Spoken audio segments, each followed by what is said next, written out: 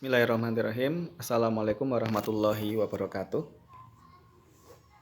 Baik teman-teman sekalian, pada sesi kali ini kita akan mendiskusikan tentang proyeksi pendidikan pasca pandemi COVID-19. Jadi sebagaimana yang kita tahu bahwa hari ini sudah hampir 2 tahun kita berada dalam kondisi pandemi. Yang mana kemarin pada tahun 2021 kita dikagetkan dengan satu varian, yaitu varian Delta, yang menyebabkan gelombang kedua yang cukup signifikan di Indonesia. Dan di awal tahun 2022, kita juga dikagetkan lagi dengan mutasi baru COVID-19, yaitu varian Omicron, yang perkembangannya masih dipantau sampai detik ini. Nah, teman-teman sekalian, kalau kita merujuk pada laporan dari World Bank ya atau Bank Dunia yang laporan lengkapnya sudah saya share kepada kalian pada sesi sebelumnya, bahwa selama pandemi ini laporannya per 2020 ya, jadi tahun kemarin. Tapi saya kira datanya tidak terlalu jomplang karena tidak terlalu lama, masih termasuk update gitu ya. Tantangan dari pandemi COVID 2019 atau COVID-19 itu di Indonesia itu adalah tantangan ekonomi yang pertama. Kenapa? Karena ada 5,1 juta orang yang kehilangan pekerjaan. Dan ini data real ya. Jadi ada 5 juta lebih manusia Indonesia yang kehilangan pekerjaan. Kemudian untuk sektor pekerjaan yang freelance ya, yang sifatnya freelance, itu ada 20 juta orang yang mengalami pengurangan jam kerja. Artinya kalau jam kerjanya berkurang, produktivitasnya juga berkurang, artinya penghasilannya juga berkurang. Dan 50% pekerja atau karyawan, terutama di sektor swasta, itu mengalami penurunan pendapatan secara signifikan. Artinya dampak dari COVID-19 ini sangat luar biasa, memukul langsung kepada jantung ekonomi kita sebagai masyarakat Indonesia dan juga masyarakat dunia. Sehingga orang Indonesia itu diperkirakan terdorong dalam kemiskinan akibat COVID-19. Ini data tahun 2020. Nah, teman-teman sekalian, dalam dunia pendidikan, menurut sumber yang sama, yaitu menurut World Bank, itu 60% siswa Indonesia dari jenjang dasar sampai jenjang menengah, itu ternyata 60%, artinya sebagian besar, itu belum bisa mengakses pendidikan berbasis pada internet. Artinya ada 60% siswa yang tidak optimal dalam mengikuti pembelajaran online. Nah, itu tantangan ya. Tantangan itu artinya sesuatu yang real, yang nyata, masalah, tetapi itu harus diselesaikan. Nah, kemudian teman-teman sekalian, rekomendasi dari World Bank pada pemerintah dalam hal ini adalah ada 3. Yang pertama adalah meningkatkan konektivitas digital dan universalisasi akses media. Jadi teman-teman sekalian, terhadap tantangan-tantangan yang tadi disampaikan di awal, Bank Dunia itu kemudian memberikan rekomendasi kepada pemerintah Indonesia dan juga kepada negara-negara di dunia untuk apa? Yang pertama adalah meningkatkan konektivitas. Jadi kalau tadi ada data bahwa 60% siswa itu ternyata belum bisa mengakses pembelajaran berbasis online, itu rekomendasinya bukan kemudian ya sudah dikembalikan aja ke offline. Bukan begitu ternyata rekomendasinya. Ternyata rekomendasinya adalah untuk justru meningkatkan konektivitas. Jadi bagaimana tadi ada 60% siswa yang belum terkoneksi, itu harus terkoneksi. Nah, dari rekomendasi seperti ini kita kan bisa menganalisis bahwa kondisi seperti pandemi ini akan berlangsung dalam waktu yang tidak sebentar. Karena rekomendasinya seperti itu. Kemudian yang kedua, prioritas kebijakan yang direkomendasikan oleh World Bank kepada negara-negara di dunia adalah yang kedua adalah memastikan bahwa ekonomi digital bisa memberikan manfaat untuk seluruh masyarakat. Jadi ke depan itu optimalisasi ekonomi digital itu harus dikuatkan, gitu ya. Artinya transaksi komersil, jual beli ya, dan produktivitas masyarakat itu tidak lagi didasarkan pada cara-cara yang konvensional, tetapi harus mulai berhijrah bahasanya gitu ya, beralih ke dunia digital. Kemudian yang ketiga adalah pemanfaatan media digital untuk memberikan layanan, dan ini yang sekarang sudah berlangsung di dalam dunia birokrasi di Indonesia. Itu layanan-layanan yang dilakukan sebagian besar hari ini adalah menggunakan layanan digital, termasuk dalam dunia kampus. Ya, kalau zaman dulu mahasiswa bimbingan dengan dosen itu face to face, mahasiswa ngeprint dulu ya, jadi dia diminta untuk membawa fisik dari makalah atau proposal. Ya, hari ini tidak. Hari ini mahasiswa cukup mengirim PDF kepada dosen. Dan ini nanti juga menyisakan banyak masalah ya teman-teman sekalian. Misalnya dalam sektor bisnis di sekitar kampus. Ya, ke depan ketika tren digitalisasi ini semakin menguat, maka otomatis bisnis-bisnis seperti bisnis-bisnis fotokopi, percetakan itu harus berinovasi. Kalau tidak berinovasi maka dia akan kehilangan pasar. Karena hari ini mahasiswa itu cenderung menggunakan PDF ya, media online untuk konsultasi dan untuk mengerjakan tugas. Itu 3 prioritas yang didorong oleh Bank Dunia.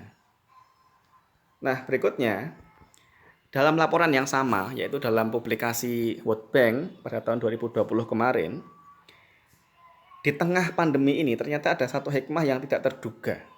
Apa itu hikmah yang tidak terduga? Yaitu adopsi teknologi digital yang sangat cepat. Dan prediksinya, ini prediksinya World Bank ya, itu adopsi atau digitalisasi ini nanti, ini akan dipermanenkan.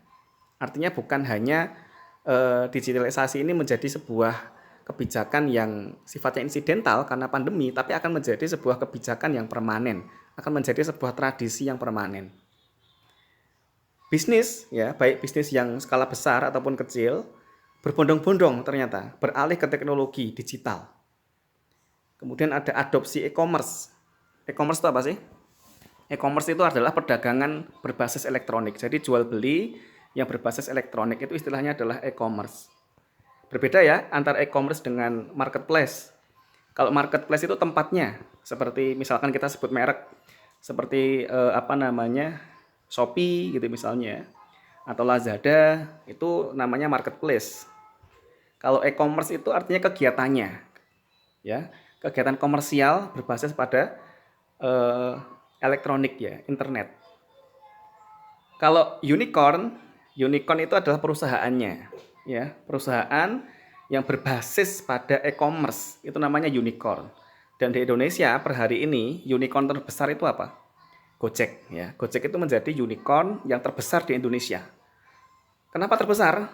Ya karena dia memiliki satu omset yang paling besar ya, yang sangat tinggi. Dan itu teman-teman sekalian, adopsi e-commerce ini kemudian mengubah banyak paradigma, baik dalam dunia teknologi, dalam dunia pendidikan, termasuk dalam dunia ketenaga kerjaan. Misalkan begini, dalam paradigma konvensional, ketika kita itu ingin melakukan atau membangun sebuah usaha transportasi, itu kita harus punya moda transportasinya, kan gitu ya. Kita harus punya kendaraannya.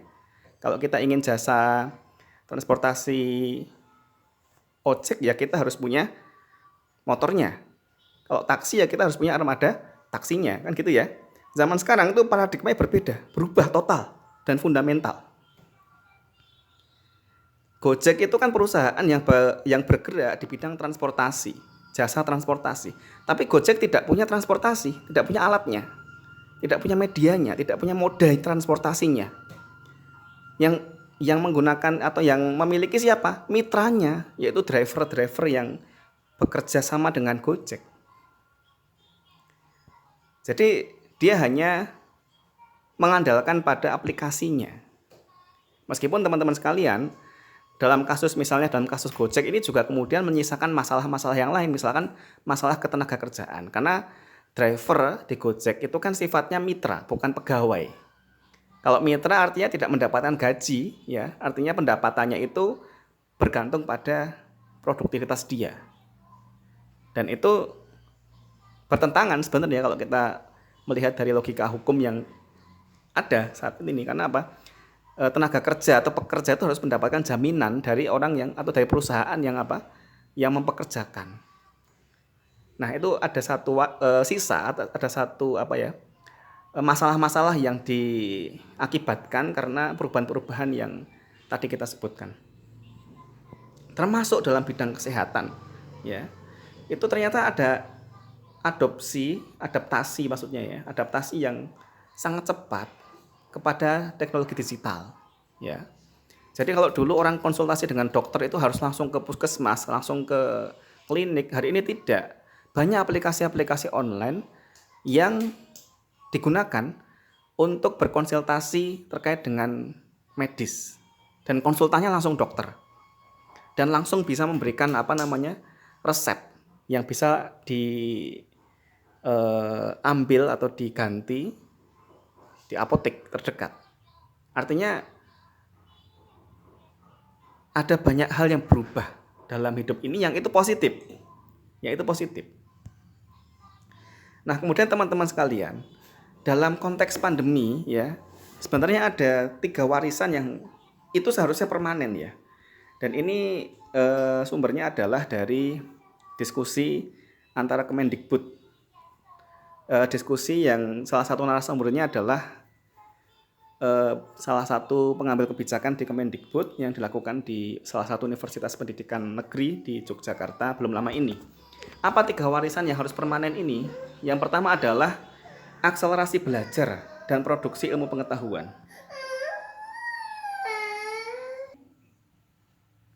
Apa yang dimaksud dengan akselerasi belajar dan produksi ilmu pengetahuan? Jadi, kalau kita melihat di era pandemi ini, selama kita melaksanakan pembelajaran dan pendidikan secara online, itu ternyata proses belajar mengajar itu bisa diakselerasi. Artinya, seorang guru, seorang siswa itu bisa mendapatkan ilmu pengetahuan itu dengan sangat cepat. Bukan hanya cepat, tapi juga mudah.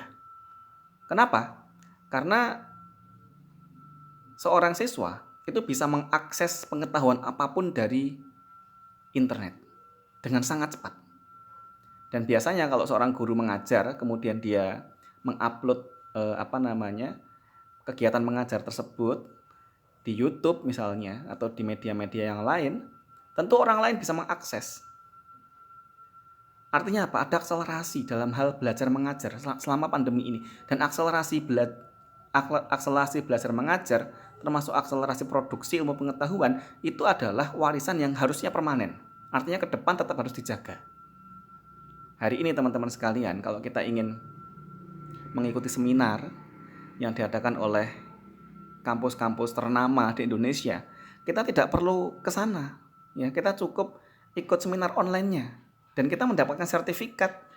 Ya, karena banyak seminar yang diadakan dengan fasilitas e-sertifikat hari ini dan gratis. Ya, kalau kita ingin mendengarkan ceramah dari guru besar dari universitas ternama mana dalam negeri atau luar negeri, itu mudah sekali. Kita hanya dari rumah, ya kan, daftar, kemudian mengikuti dan menyimak dari rumah, mencatat. Kita dapat ilmu-ilmu baru yang sangat cepat dan sangat menghemat transportasi dan finansial. Artinya kalau dulu, misalkan kita ingin ikut seminar di kampus di luar kota, kita harus menyediakan biaya transportasi ke sana, menyediakan waktu ke sana, tenaga ke sana, ya, belum biayanya. Hari ini tidak. Hari ini proses-proses seperti itu bisa terakselerasi. Proses produksi ilmu pengetahuan itu terakselerasi, artinya berlangsung sangat mudah dan cepat. Yang kedua, warisan yang harus permanen itu adalah inovasi pembelajaran berbasis teknologi. Jadi pembelajaran itu tidak bisa lagi dengan cara-cara yang konvensional sepenuhnya. Cara-cara konvensional tentu masih sangat bermanfaat. Misalkan seorang guru itu menggunakan teknik ceramah, metode ceramah, itu tidak akan tergantikan sampai kapanpun. Tapi jangan kemudian sepenuhnya 100% itu ceramah konvensional. Tentu seorang guru, seorang pendidik, seorang dosen itu juga harus mengajarkan kepada siswa berbasis teknologi yang berkembang. Termasuk pembelajaran online ya, dengan menggunakan media seperti Zoom, Google Meet itu juga positif meskipun tidak digunakan 100%. Kemudian yang ketiga, warisan yang harusnya permanen itu adalah apa? Kolaborasi antar akademisi berbasis teknologi. Jadi hari ini teman-teman sekalian, kalau kita melihat kolaborasi antar akademisi ini berlangsung sangat mudah. Kalau zaman dulu akademisi itu sulit ketemu, kalau mau ketemu harus mengadakan konsorsium di satu kota, kemudian baru kemudian bertemu ya, ada panitianya dan lain sebagainya. Kalau hari ini tidak ya, kolaborasi antara akademisi itu sangat mudah karena kita sudah terbiasa dengan media-media online seperti Zoom atau Google Meet gitu ya, sehingga kita bisa setiap hari itu bisa berkolaborasi dengan akademisi lintas universitas, lintas kota, bahkan lintas negara setiap hari. Bahkan sehari itu kita bisa ikut forum-forum ilmiah, konsorsium, seminar, atau diskusi, itu bisa lebih dari sekali 2 kali. Nah, ini adalah 3 warisan yang harus permanen. Artinya pasca pandemi ini nanti, ketika sudah selesai pandeminya, 3 warisan ini tetap harus terjaga. Karena ini positif, ini ya, positif. Nah, kemudian masih dari sumber yang sama, teman-teman sekalian. Ternyata kegiatan di internet kita ini belum sepenuhnya produktif. Ini data selama pandemi ya. Jadi ternyata komunikasi, media sosial, dan aktivitas hiburan itu menyumbang 80% dari rata-rata waktu yang dihabiskan untuk online. Nah, kalau kita melihat, orang menggunakan internet untuk apa?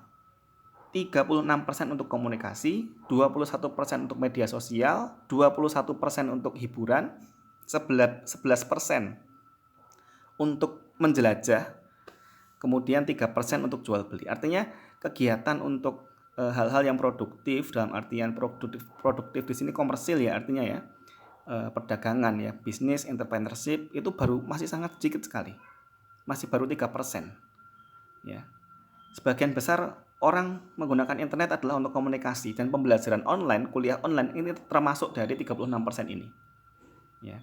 21% untuk membuka media sosial, 21% untuk hiburan itu artinya menonton film, menonton lagu dan lain sebagainya.